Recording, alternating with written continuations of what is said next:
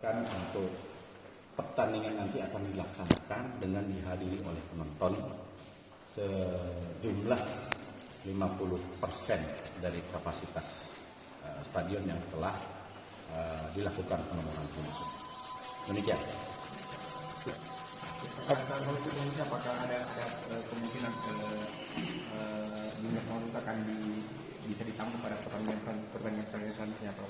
Ya, jadi tentu kita akan terus mengevaluasi pelaksanaan pertandingan yang sudah berjalan mulai dari kemarin pada saat melawan PSS Sleman tanpa kehadiran penonton.